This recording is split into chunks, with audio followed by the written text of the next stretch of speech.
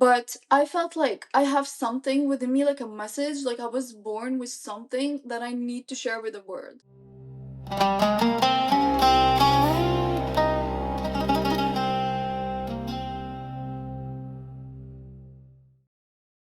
Welcome to another episode of the Olive Roots podcast. I'm your host, Chosi Ayub.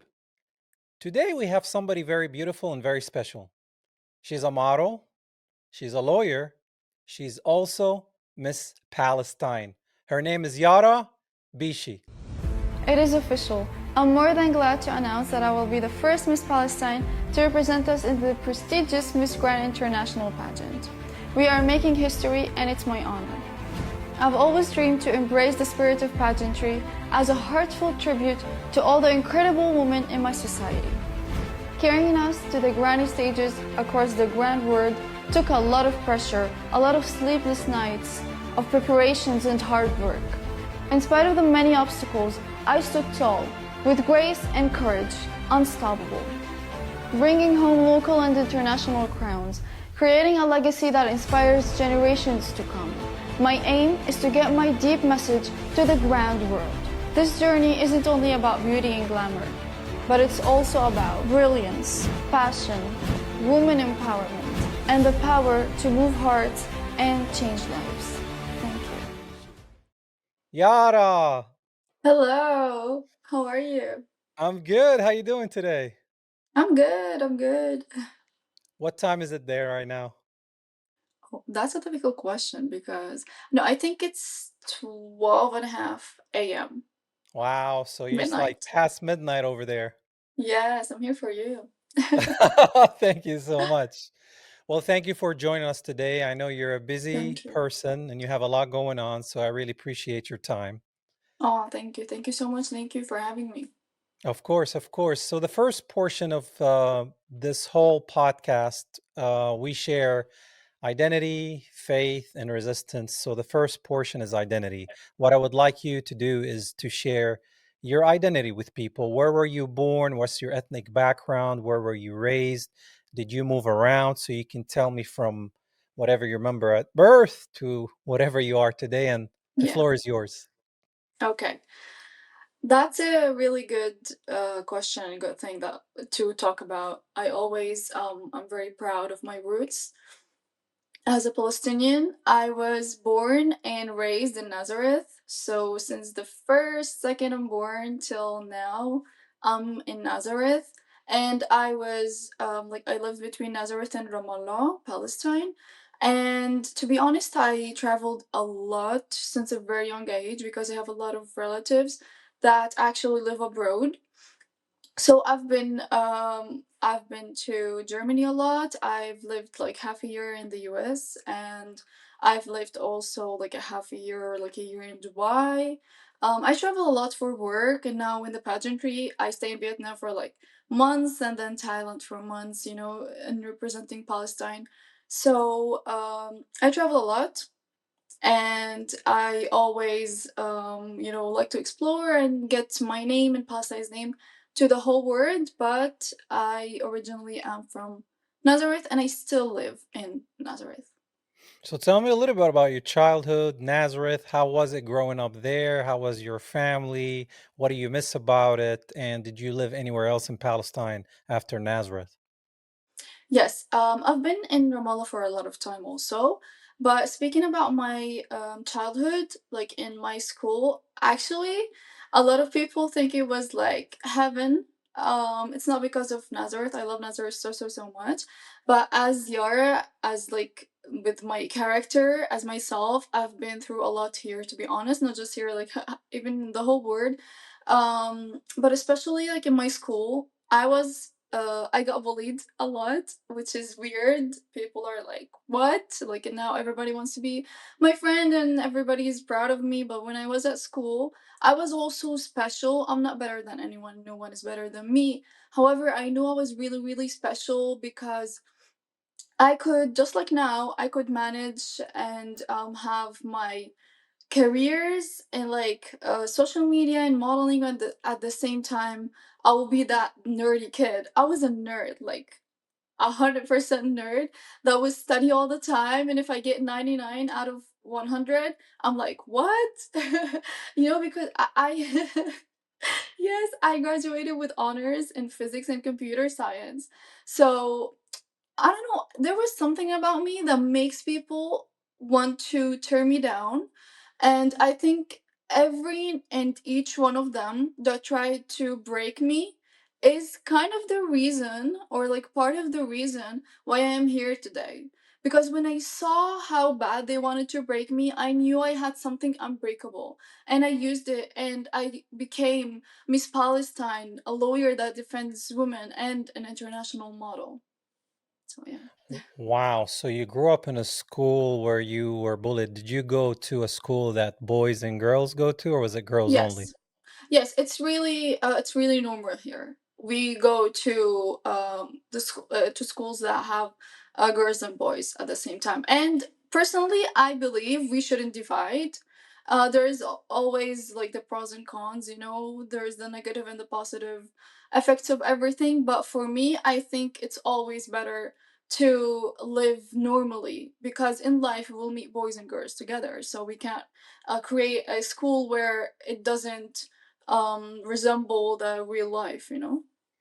Yeah, I grew up going to school. I went to Collège des Frères. It's a French school, the Frères, Oh, where is it? and it was in the News Gate, right in the Oh. old city, and it was only boys, so there was no Oh. girls. So after we leave school, we walk around to find the girls in the girls' school.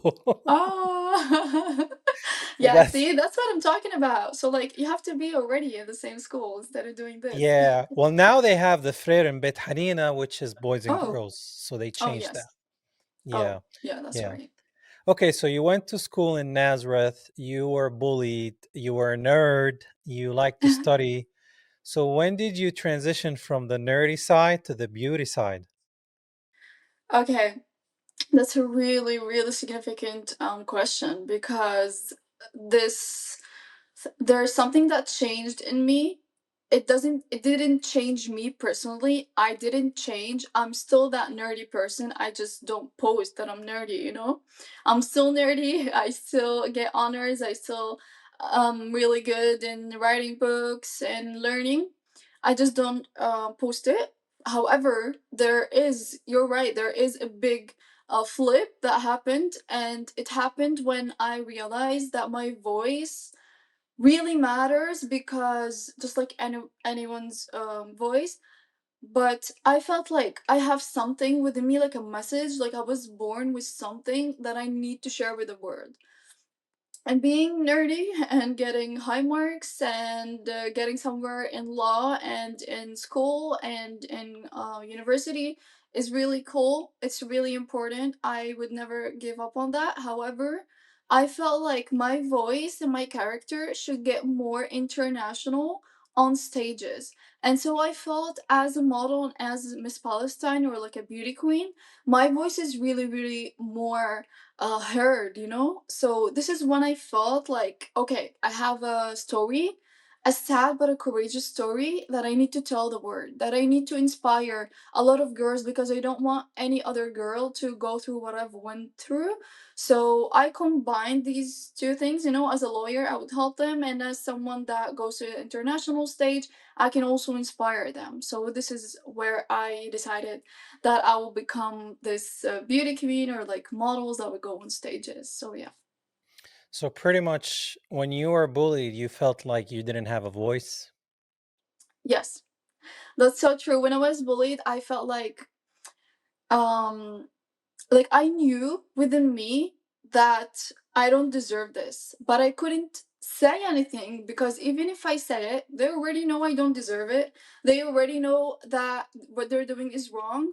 The only answer and the only revenge that is not really revenge is to become someone really, really inspiring, that her voice is heard, that would never go through anything like this, because you get to a place where your voice is not only heard, but like appreciated to the level where they cannot play with you. Yeah, yeah. I mean, I know a lot of people in my school, in my class, were bullied, and they came out. like socially awkward, they were nerdy, and they were never able to find their voice. So that's good that you were nerdy, you were bullied. Maybe because you were a nerd, you were bullied, right? Yeah. And then you decided to pursue law, become a lawyer. So you think when you start pursuing law and to become a lawyer, like during that time, do you think that's when you start thinking about amplifying your voice and the voice of other women, or how did that come about? Okay, so as I said, when I got honors, the first thing that Arabs think, okay, she's gonna become a doctor. And I've already like I was accepted. I was gonna become a doctor, but then I said, okay, as a doctor, I know I will get it easy because I'm like really good in like learning and everything. It's gonna be very easy for me. However, do I want to be this doctor that works in hospitals and like helps the bodies, like the physical, appear, like how can I say it, like the bodies, the soul of people instead of helping them while they are still alive. And what I realized is I really, really care more about helping them while they are alive because I don't want them to go through what I've been through. So this is where I decided to become a lawyer. So it all started in the um when I decided that these rocks that they tried to hit me with, you can let them, just like you said, a lot of people that were bullied and now they're like socially awkward or it affected them in a not a very positive way. So these rocks that they try to throw at you, you can decide whether you want them to hit you or use them to build your castle.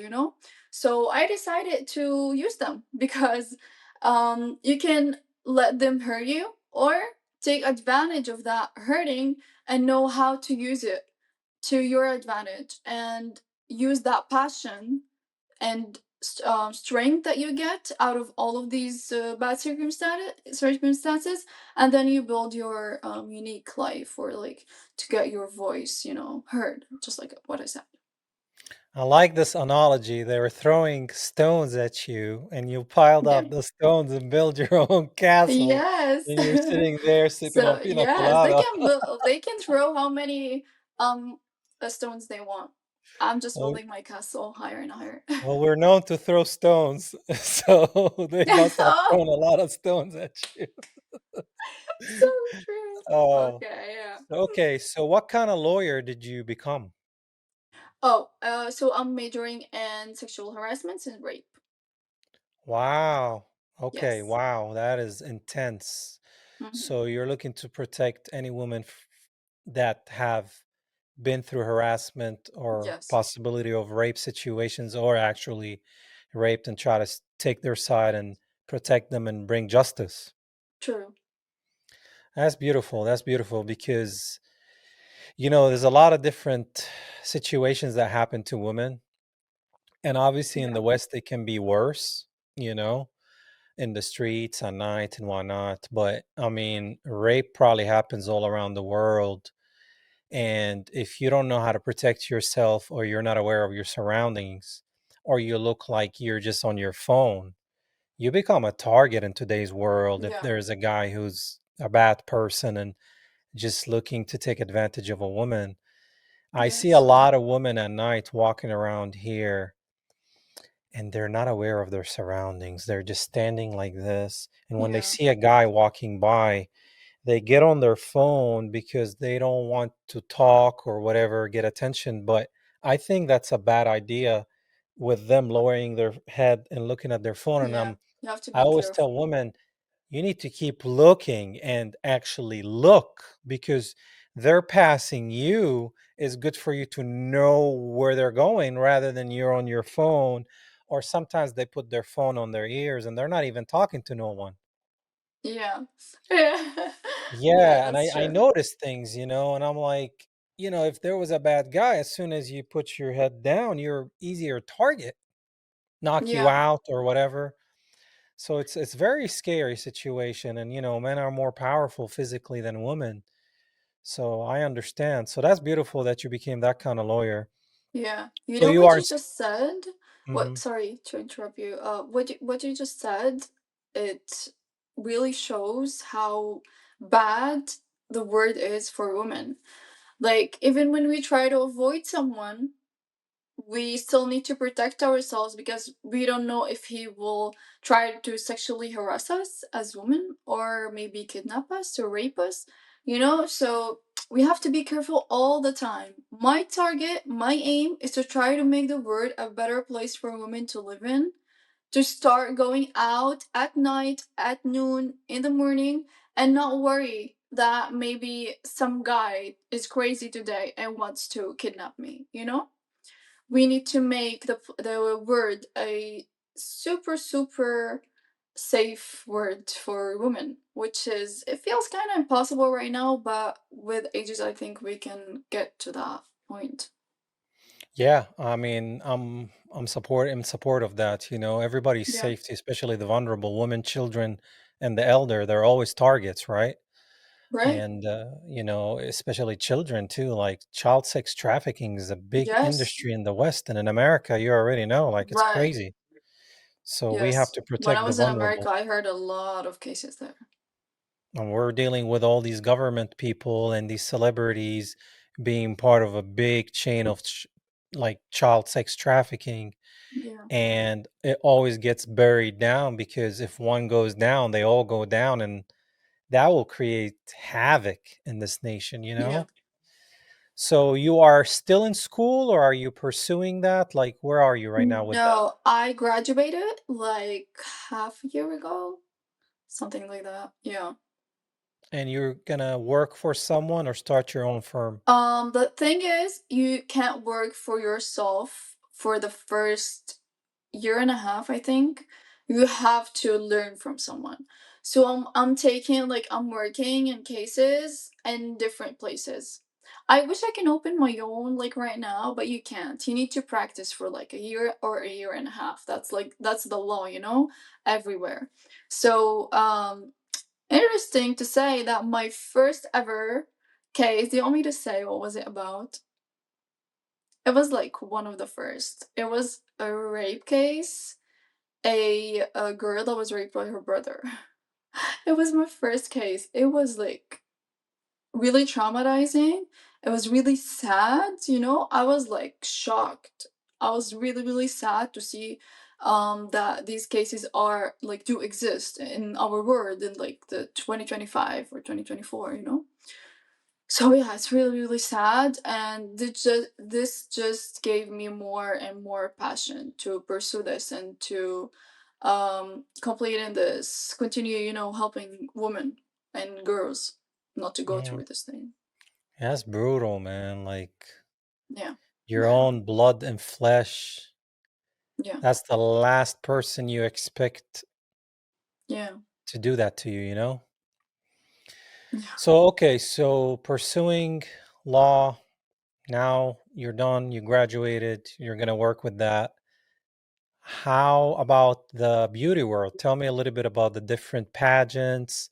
How did you get into it? When did you realize that you look good? All these things. And where are you today with all that? yeah. Okay, so about pageantry, it has been a dream since a lot of years. I dreamed about it since I think I was like 19, but I didn't take actions because I didn't think it was actually my dream. I was torn between modeling and beauty, you know, like the beauty pageants. And I was like, why not do both? Why not do them and like make every career help the other and just, you know, pave my own unique path? And so I remember in 2021, I watched the Miss Congeniality movie. Do you know it? Sarah, her name is Sarah, I think.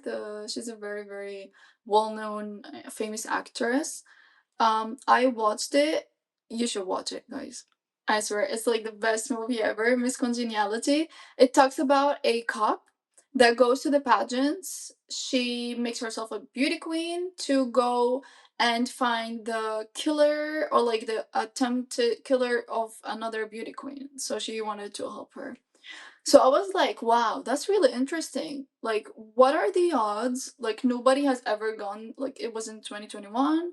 or 2022, nobody has ever gone from Palestine to any international, official pageant. No one. So I was like, what are the odds that one day I would actually make it? Like, is that possible? And then I was like, Yara, what are you saying? Of course it is possible. I've done a lot of impossible things, so I know even the sky is not my limit. So I started. I saw a lot of agencies, I talked to them, and they were like, no, we don't get from Palestine. No, you don't have, we don't have the support of the country, we don't have the support of anyone because the situation here. So what I told myself is, okay, right now this is the situation and that's okay, but we can change it. And it took like 2 years until I can, build all of this essence to make it happen. And then it happened. And then I was in Miss Earth Palestine, and then now I'm in Miss Grand Palestine. And I have to say that a lot of people in our community, and like Palestinians and the Arab world, a lot of them don't know the difference between the pageants and don't know the names of the pageants or how many queens there are. There are four or like six big pageants that are official. There's a lot. There are a lot of pageants, but not all of them are official. Miss Earth, Miss Grand, Miss Universe, Miss World are like the biggest, and they are really really famous and are official. So like every girl that will compete in these four or six, there is also like international. There's a lot, but these four are the best, or let's say the most known, or like the most prestigious or most official ones in the whole world. So anyone that would get to these four is considered a very delicate or like very official and prestigious queen that represents her country. So every country that can have a lot, maybe like 10 or like 20 queens that would represent that country, but every queen would go to another pageant. Like if I go right now to Miss Earth, somebody else can go to Miss Grand, somebody else can go to Miss Universe, somebody else can go to, I don't know, international, whatever. So everyone that represents their country is actually that like has the title of their country, and then has the title that's like the local, and then they have the title that's international. Like let's say my international title is Miss Grand Palestine, the national is Miss Palestine because I represent Palestine. So yeah. So how long you've been doing this, and how does it work? Is it first place, second place, third place, and how much work is it to prepare for all that? Okay, so the first question you asked me, how long am I like in this field of pageantry, right? So I think I started in 2022 or 2023, because in 2022 I started preparing.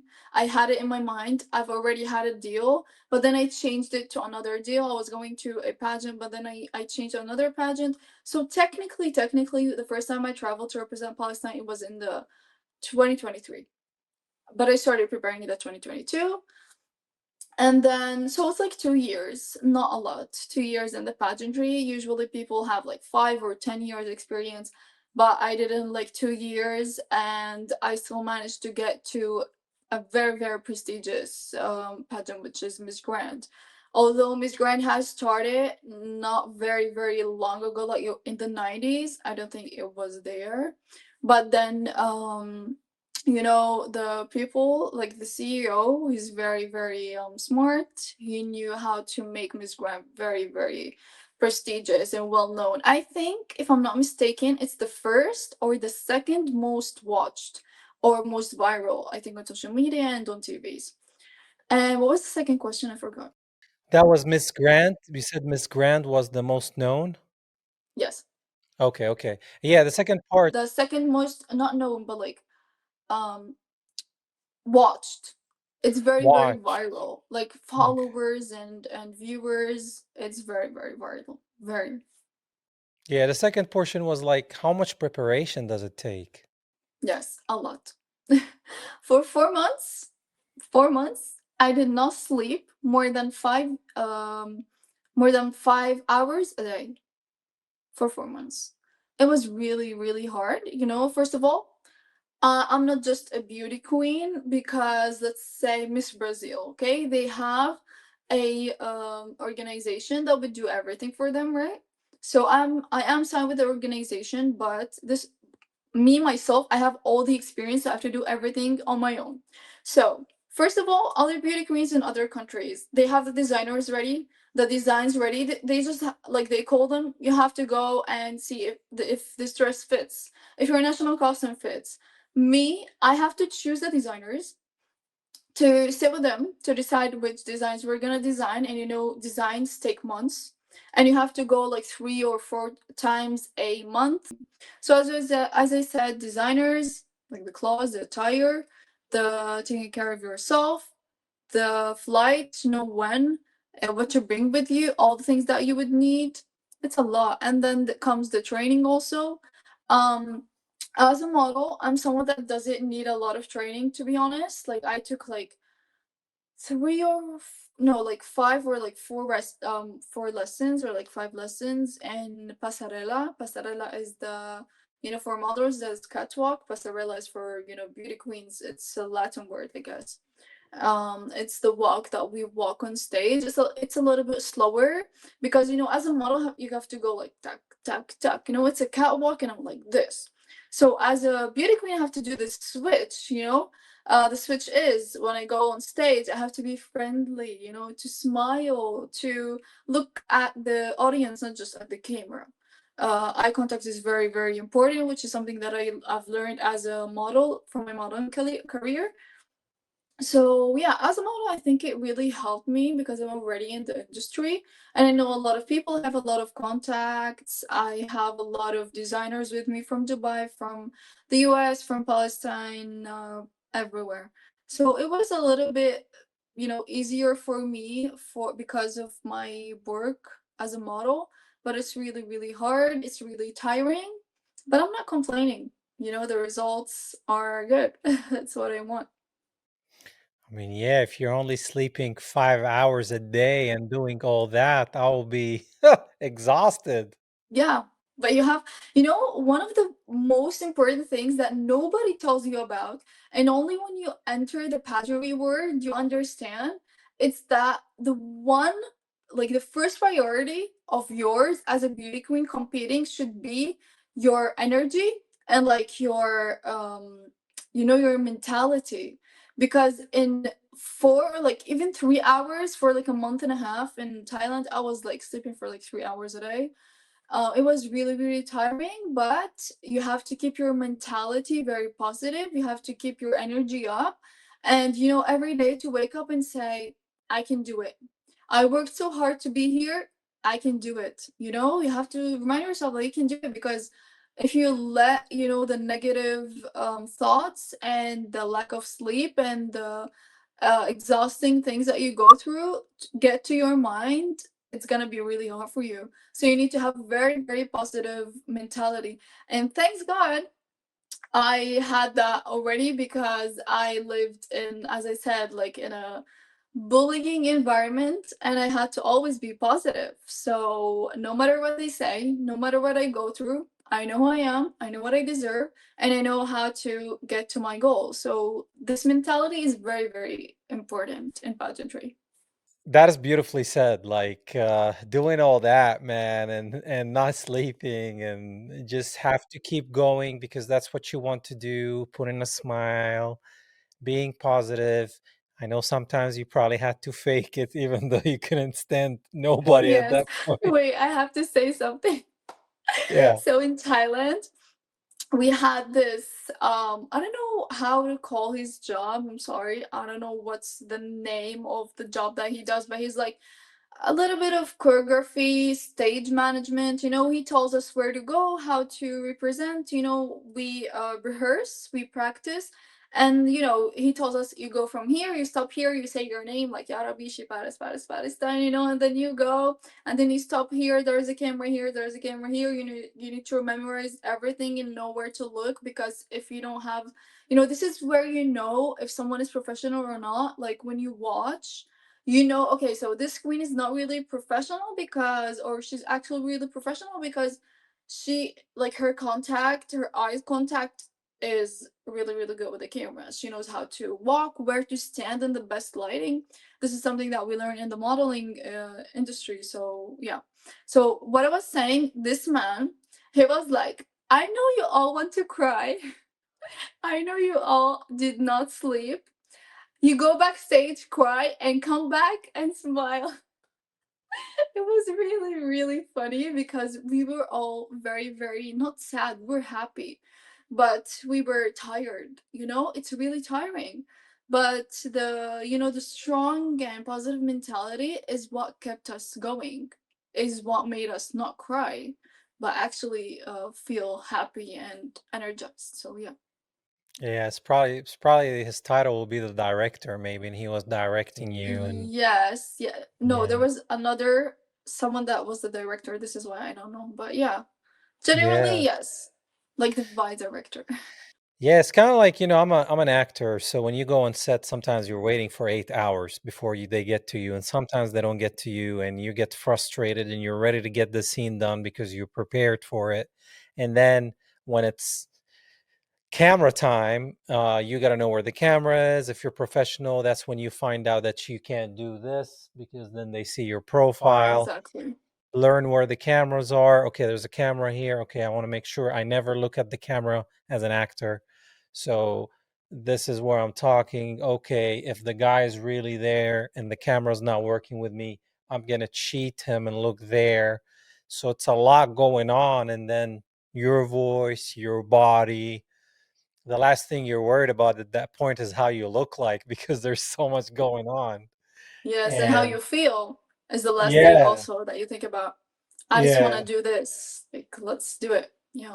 Then you go to your holding area. You're like, ah, I did terrible, and you're like, suck it up, loser. And then you go Yes, back. suck it up. Yes.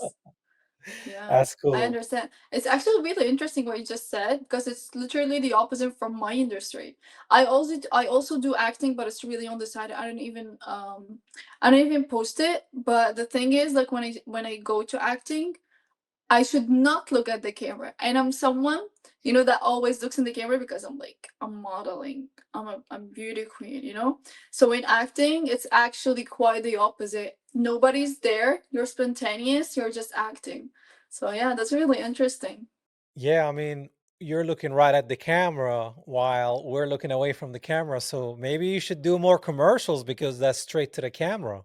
Yes, I do a lot of commercials, but right now I'm really focused on my life. I'm like, there's a lot of commercials that I get. But after this, like after Miss Grand Palestine, I decided that I will not go lower than something like the a minimum that I've put to myself. This is why I only do, like, let's say two commercials every 2 months rather than 20 a month that I used to do, but it's quality and it's something that really makes my character shine and not let the industry just use me for advertisements that are not really connected in any way to my message or to my career. Because if you just go for quantity, you can do that at the beginning of your career, but I believe quality is much more important to go for when you get to this level. Yeah, I mean, you want to represent a product that you believe in and support. Maybe Yes. it's a product created by a group or a company that you don't support. Maybe it's created behind the hands of slavery in Africa or some oppressed woman doing the work and they're not paid or whatever it is, right? Yes, right. So, we, Especially as someone with a title, you have to be very, very careful because I always go to the international stages talking about peace, talking about humans, like humans' rights, and talking about women's rights. I would never, do a commercial for a product that would actually harm women or even animals or humans. yeah, yeah. I mean, you got to dig deep sometimes with these products and be like, Are the money getting sent for somebody to fund a war? Is it funding sex trafficking, oppression, apartheid? I mean, there's so much companies and products that go around the world, especially here in the US, that support terrible things. They're like, oh, 20% of the money goes to a place. And you're like, what are they doing with that 20%? And then you look it up and you're like, oh, wow, yeah, I'm going to boycott that product. I don't want nothing to do with it. So you just have to learn all that. Yeah. I think people are becoming more and more aware, and awareness is being raised well in our century and in around the the teenagers of today. They know who to boycott. They know who to buy from and who not. I see a lot of TikToks. I see a lot of reels on Instagram about this company supports this and this. This company doesn't support. So people are starting to care, which is really really important because it's okay, like if anyone wants to support something that I don't support, that's okay. I respect everyone's opinion. But if you have an opinion and um if you have rules in your life that you go through, like you believe in, go for it. Don't just buy or be, how to say it, like if they pay you money, to do the commercial, I will not take it because there's boundaries and there's principles and there's a lot of things that I go to. There's a lot of things that I believe in that I would not give up on just for and no matter what amount of money. So it's really beginning to change, especially as I said around teenagers and the new generation. That's very very important. Like they don't sell their beliefs for money or for beauty or anything else. Yeah. I mean, there's people in the US right now that are selling their soul for $7,000 a post. And that's your soul. You cannot get it back. You know what I mean? Like you're just selling a lie, a propaganda, or a, a speech that really, when you think about it and look away from it, like it's inhumane and it's false and it's fake and derogatory and against certain people and whatnot. But some people will sell their soul for $1. I mean, this is America. It's people's god here is money. You know. It's Speaking really of, bad.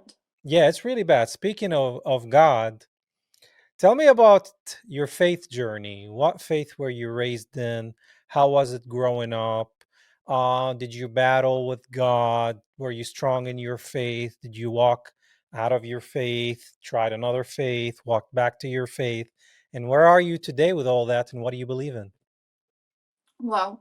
This is the first time ever I'm asked about this in an interview because people always consider this as something that is, sensitive. So I'm really glad you asked me about this. First of all, I'm Christian. I was born to a Christian family. They're really believers. We believe in Jesus Christ, and I was raised that way. The thing is, I'm someone that wants me, and in the future, when I have children, I also want them to think this way, and everyone in the world. When we are born, we are already given our name, our looks. Right now there's a lot of you can change your looks, but like in general, they give you your name, how you look, where you're from, and your religion. So what I always say is everything you are born with that was not your decision, you have to go through a phase of in your life to actually reconsider, not change, but reconsider and think about all of these things. So, okay, I thought about my name. I love my name. I thought about where I was born. I love here.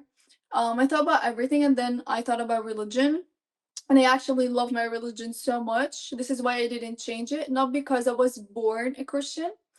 However, I'm someone that is not like I am religious, but I'm not like every day in church and like every day reading the Bible. I'm someone who believes, and I also believe that faith is within.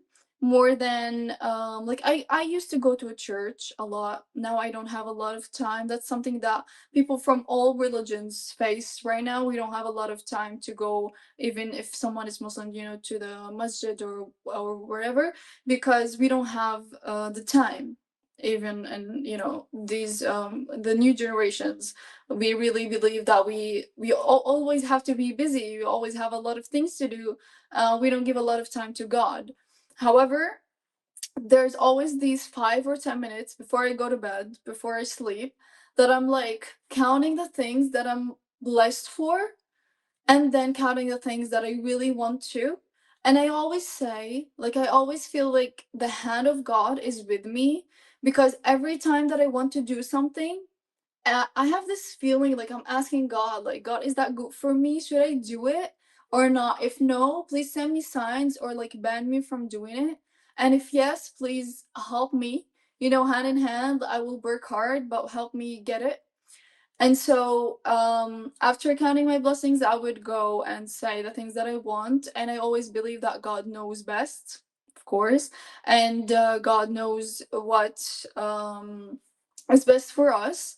Like, let's say, before Miss Earth and before Miss Grand, there was another beauty queen pageant.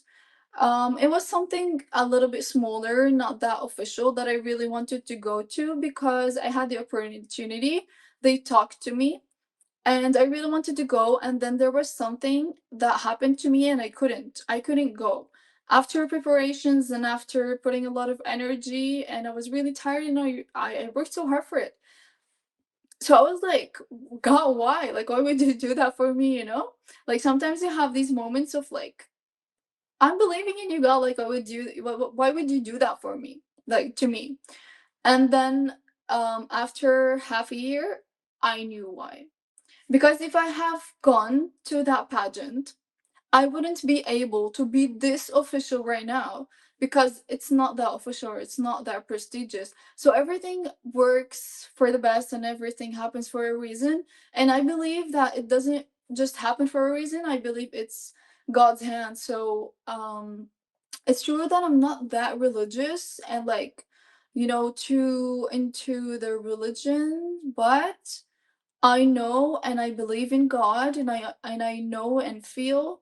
I feel him with me all the time, and I feel him telling me this is for you, this is not for you, and everything that happens I know God knows best, and I know it's for a better future. So yeah. If God wills it, it will happen. Yeah. See, I struggle sometimes. I used to struggle with that. I used to wrestle with God. Um, so kind of like how Jacob in the Bible used to wrestle with God, right? And also, obviously, God wins. I never stood a How did chance. you wrestle? Like, explain for us. Wrestle with him, like, why would you do this to me? Well, I really want to do this. Why won't you open this door? And then looking back at all those times that I'm like, why, God? Why didn't you make this happen? Why couldn't I get this girl? Why couldn't I get this job? Why didn't you allow me to book this role? And when you look back at all these times, you realize that he was protecting you Yes, from certain exactly. situations or people or circumstances. Or maybe he had something better for you. Like, I know this picture, and this is a beautiful picture. There's a little girl, little Palestinian girl, and Jesus is standing in front of her, and he's holding like a balloon, and Oh, I think I behind saw him that. Yeah. and behind him is like a teddy bear and flowers and all these things that you don't see, and he's holding the flower, and it's like he wants to give her pretty much the stuff that she can't see, but she's holding to this flower because that's all she can see. And it's a message of like, he has something better for you, you just don't know, you can't see it, you know Yes. and that's how it is, man. Like, God's plan is always bigger than ours, and I Right. believe I'm a big advocate of praying. I pray every day. I pray many times a day. As soon as I get up in the morning, I'm praying. Before bed, I'm praying. Random times, I'm praying. I don't care if I'm in my car, if I'm in my bed, my living room, coffee shop. I always pray before I eat that God provides food for the people that don't have food, especially the people in Gaza. I'm always praying for the oppressed because Jesus is always with the oppressed, you know? And I urge you to find a church, at least Sundays. You can Yeah, dedicate I that go to day. church.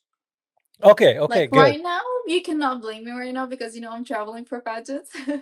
Yeah. But yes, of course, every time I get the chance to pray for Jesus, I pray, and every time I get the chance to go to a church, I do. It's really, it also like calms you down. And sometimes when I'm in this fork in life, in this very hard junction that I have to choose one decision, I'm like, sometimes you're too stressed, you don't know, should I go with this or should I go with this?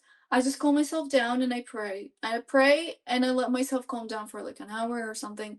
And then I really like can feel like Jesus telling me what to do. You get these gestures, you get these thoughts that he puts into your mind, and you start thinking the way we should, or like the peaceful way, and that's really important. So yeah, I totally understand, and praying is very, very important. Yeah, I mean, it grounds you and it connects you with God, right? Yes. To me, as a Christian, the connection to God is through Christ, right? And daily I try to be Christ-like, which is very hard. It's big shoes Yeah, to very fill. hard. But I try to do as good as I can because that's what I'm commanded to do. I'm commanded to love others like he loves me, which Yeah. is a very hard thing to do because easy Hmm. for me to love the people that love me, but Hmm. how can I love the people that hate me, Yeah, right?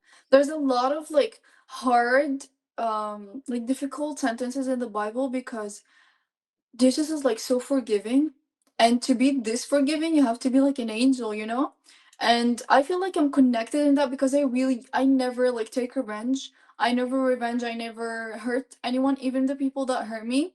But still, we need to be even more, forgiving. Like people would hit you, and you'll have to be okay. Like I forgive you. So yeah, like it's really hard, to imply in your real life. But yeah, that's something that we learn, to be forgiving, to be loving towards Mhm. everyone. It's because of our sinful nature. We're all born Yes. with sin, Yes. and retaliation is what people do. Like, think about children. You take a kid's toy, what is he going to do? He's going to go Yeah. crazy, right? Yes. He's going to try to fight you, start yelling. He's going to like, ah, and then you give it to him, and he might cry Yes. and fake it and be jealous. Like, we are born with those things. Those are not Yeah. taught. Obviously, racism and whatnot is taught, but Yes. greed, a kid wants all the toys, right? That's greed. Or if you have a Yes. baby and you're breastfeeding him, and then you have another baby, the baby will be jealous of his brother or his Yeah. sister, and he will It's tap something her. that we are born with. Yes. Yeah. So jealousy, ego, pride, selfishness. There's a, like, let's say there's food and you try to reach out to a kid's french fries and he's like, no, he starts crying. That's we're born with, and it just gets worse as we get older. Yeah. So it's something that I thrive to conquer every day, and that's the struggle of man and woman, is just all these things and the circumstances that you get put in, and a part of you want to react and make it right by doing it back, right? Which is Mm-hmm. against God's commandments. For every religion, you're supposed to Yeah. forgive people. And Yes. as a follower of Christ, he's sinless, right? He's the Right. only human being that walked earth that was sinless, right? Mm-hmm. Didn't commit any sin, and he was tempted by the devil, Right. and he still persevered. But us, we're so weak. We Yeah. get Very tempted and we tempted. fall for it. And then we're Mm-hmm. like, we repent. God, forgive me. I did it again. Then you do it again. Then you repent. And it's beautiful because God's mercy is infinite. You Yeah. know, you reach out to Him, you ask Him for forgiveness. He forgives you, but it has to be genuine. It's not like, Yes. oh, You God, have to forgive me. really feel regretful, right? That's beautiful. So were Mhm. you born and raised as which denomination? Catholic, Orthodox, Maronite, or were you guys following Um, specific denomination or not really? yes, we do, but I don't know how to say it in English. Say it in Arabic. Room. Room, yeah, Room Orthodox. Okay. Orthodox, yes. Yeah, yeah, okay. Yeah, Cool, because yeah. every time I say it, they tell me no, that's not what it is like in Arabic, and I change it. So a lot of people say no, like because there's room something. So it's not really always Orthodox. So this is why I'm not sure Well, like how there's to say it Roman to be honest. Catholic, and some people don't know there's Yes, Roman Orthodox, yes, and but I there's a think it's Roman difference. Orthodox. That's what I am. Yeah, there's a difference in the churches and which apostle they follow, and you know how there's different divisions in Yes, Christianity, like every other yes, religion. And yeah, I'm like, okay, our cornerstone is Jesus Christ, number one. yes, That's the most important person to yeah, follow, the Messiah, the Christ, right? hmm, And regardless of the cultures and the traditions and following this apostle or Peter, John, Matthew, whatever, that's not going to save you. You yeah. know, that's Do you just believe it should be one? absolutely, Like, yes, absolutely. I do. I totally agree. I don't understand why there's a lot of, divisions. I believe we just like, It's we believe in Jesus politics. It's Christ. politics. We read the Bible. Exactly. It's politics. They politicize religion. They Yeah, weaponize the Bible, especially here in the Western world. They forgot where Jesus Christ comes from, which is Palestine. They forgot that there's Christians in Palestine. They forgot that there's Christians all over what they call the Middle East and coexisting with Muslims and Jews before yes, living 1948. together peacefully. Yeah, I mean, even in Islam, there's different divisions, Shia, True. Sunni, and then Everywhere in every religion. yeah, every religion. So I think that's divisive, and that's all from man because God didn't bring religion. Right. God brought messages, you Yeah. know. God brought a message of salvation and how to reach him and how to get to know God. Jesus walked among us because he's called Emmanuel. God is with us. Allah ma'ana, right? And we Yeah. say that as Palestinians and Lebanese and Syrian and Jordanian. Allah ma'ak, may God be with Allah you. Ma'ak. And I'm like, that's the name of Jesus, Yeah. because he said in the Old Testament that God will walk among you. So the Yes. Spirit of the Father is blown into this human body of Jesus Christ, born of a virgin, and he walks with us. And then he goes back, Yeah. So, and then he's coming back again. And, Yeah. I believe that you believe something else, that's fine. I respect you. I love you, whether you're a Christian or not, right? And I'm like, instead of us saying, I'm right, you're wrong, or downgrading your religion or your message, I'm like, none of us really knows how things are going to happen, really. Even True. our books say this and that, but we don't know how that's going to look like. Because why would God give you the whole blueprint of what's going to happen? Then you're going to be like, True. oh, well, I know how the movie ends. I don't have to watch it, Yeah. you know? Yes. But it's a journey. It's a journey. Yeah. It's a test of faith and how much you love God. And it's a battle for your soul. This flesh is going to die. Yeah. So God wants your soul. And at the same time, the enemy's fighting to get your soul so you can end up burning in hell. And God Yes. doesn't want that. He wants you to go and party with him in heaven. So that's Hmm. the spiritual war. And because we're stuck in this body, we're so stupid and we don't think about spiritual stuff. And we're like, my job, money, my Yes. country, my race, my religion. Yeah.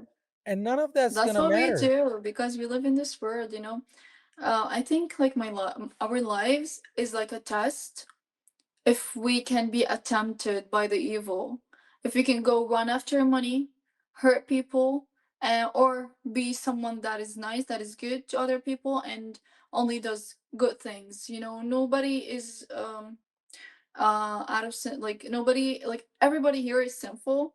Everyone. we were born, just like you said, we were born with these characteristics, that we are kind of greedy. We want the things for ourselves. When someone hurt us, we don't love them anymore. So I think it's like a test for us, from God, from Jesus, to like see how much we can be strong, how strong we are, and how confidently unattempted we are. Yeah, I mean, temptation is always going to be there. Like you said, everybody's sinful. I mean, Yes. even people that are looked up upon, like the Pope, he's a human being. He's sinful. He's not Yes. God on earth, you know? Yeah. And I never look at another human being to get to God, you know what I mean? That is walking earth right now. Like, everybody's gonna die. There's only one person who's alive, and it's Jesus Christ, right? Of Nazareth. You know? Yes. From my city. Yeah, yeah. So let's move on to the last portion, which is Okay. resistance. What have you been resisting? Obviously, you talked about being bullied, but what other struggles you have in your life that you've been resisting that you might have conquered or you're still dealing with? And what is the best form to you of resistance? Okay. That's a deep question, because I've, like, my whole life, somebody once asked me, what would you put a title to your life if it was a movie, and everybody's watching? I said, worth it. And why would I call it worth it? I would call my life's movie worth it. Why? Because I feel like I'm always resisting. I'm always fighting, and at the end, I get what I want, so it's worth it.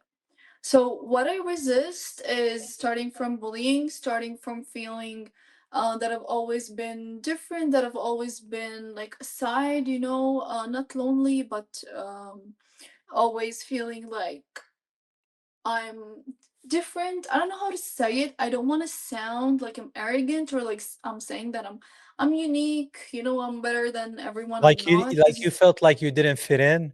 yes, yes, that's true. Like, that's a good idiom to use. That, like, I didn't fit in, not just here, but like in the world. I've always felt like I don't fit in, because I've always known that there's a day that's gonna come, and my message is gonna be heard, and my voice is gonna be very, very loud, and my message is gonna be understood and appreciated. So I've always resisted the feeling of, not fitting in and being different. So that's something that I've always lived with. Also, the balance between your personal life and your career. That's something that I'm really facing right now, because I really love my family. I want to see them. There's Yara that wants to read a lot of books. I used to read a lot of books and write books. Now I don't have the time, so I'm like resisting, the losing my inner self, and at the same time keeping my career and my successes on an international level. And another resistance would be the women's rights. I feel like at the end it all comes to that, and my whole life gets concluded in this issue, the women's rights. It's something that has been going on, the sexual harassments, the rape, the bad things that happen to women, until this day. Since the very beginning until today, we're still facing them, facing these issues, facing the bad circumstances that the women have to go through everywhere, not just in the Arab societies. And I just don't understand why we're still facing that. I believe we should have already, changed like millions years ago. So this is really, really a part of my resistance as a woman, to always fight for our women, especially the Palestinian women, to be, to freely be able to be themselves, to always not feel, threatened by anyone, not by men, not by anyone else.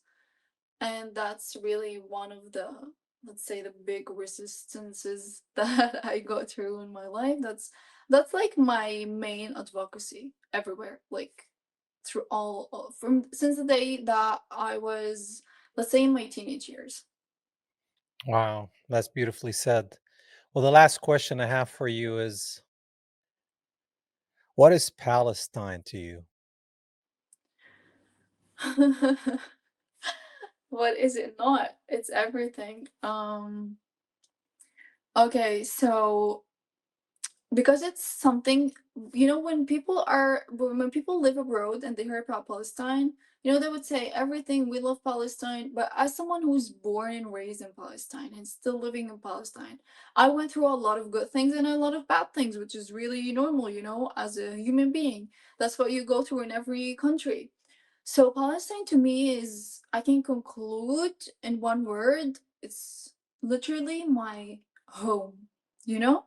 It's home, it's the feeling of mother, it's the feeling of safety, it's the feeling of fitting in, it's the feeling of my origins, knowing when that I'm here, and it's the only place that I actually feel home, because it's actually my home, but it's not always like that. A lot of people live in the US and they don't feel home. A lot of people are born in Dubai and they don't feel, Palestine is a place where if you are born in, it's just your home for eternity. You can't change that.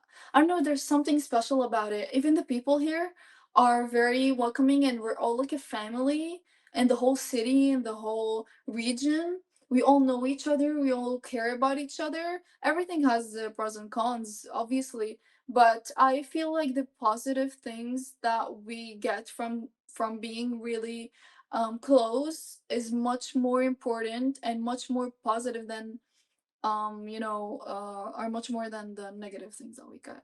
So like if you see someone that's living in Germany, they have a lot of things that might be better than us, but like in families, they don't appreciate the family as much as we do. We know all of our relatives, we gather in holidays. That's something that really says, like when I hear about family, I'm like, Palestine, So it means family, it means safety to me, it means home to me. So yeah.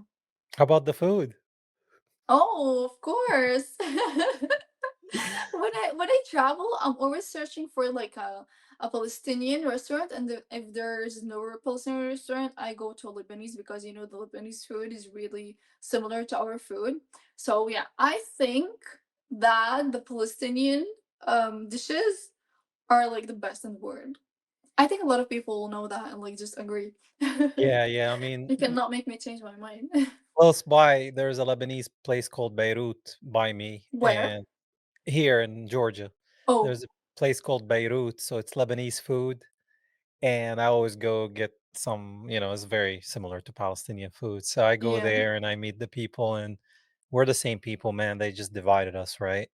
and yeah. and then there's a Syrian guy with his family. They have a little shop in farmers markets, so they have hummus, they have Oh, tabbouleh, they have baba ورق ganoush. دوالب. Well, yeah, they do everything. So I go there and I feel at home, and they're Syrian, and I'm like, I know.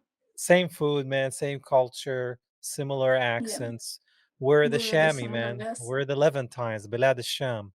And Yes. I think we need to go back to that identity of Levantines, Yes. Shamiyin, because Mm-hmm. people call us Arabs, but we have nothing in common with some other Arab countries, right?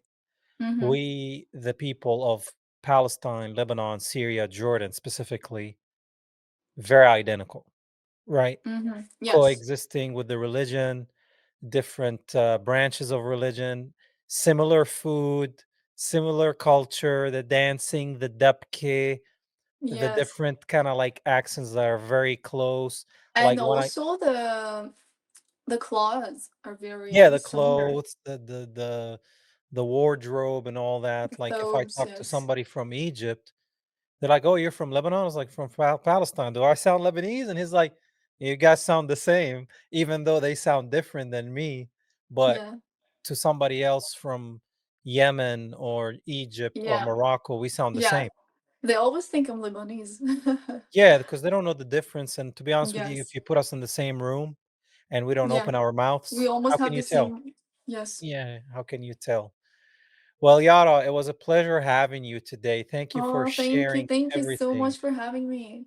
It was beautiful learning about you growing up, the things you dealt with, your faith, and your journey to becoming a lawyer and an advocate for women and being a pageant queen representing Palestine, which is very needed today. So I want to thank you for coming on my show.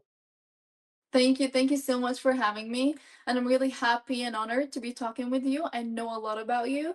I hope in our next broadcast I will get some, time to even ask you some questions because I feel like you're someone that has been through a lot of experiences in their lives, and I know for sure we can learn a lot from you. So thank you so much for having me, and I'm really honored to do that with you. Of course, of course. Just tell my audience where they can find Yeah. you so they can look you up. Oh yeah, sure. So on Instagram, you can find me at Yara for Bishi. Yara Bishi. So yeah, find me and support me and our pageants and representing Palestine and always, advocating for women's rights and peace. Sounds good. Well, thank you so much, Yara. God bless you. Thank you. Thank you so much. All right. Bye bye. Bye. All right, guys. You heard it. Yara Bishi, Miss Palestine. What an amazing human being. You never know what people are going through till you hear their story. So go follow her, support her, and when you see her in any other pageant, vote for her. Until then, free Palestine and Christ is King.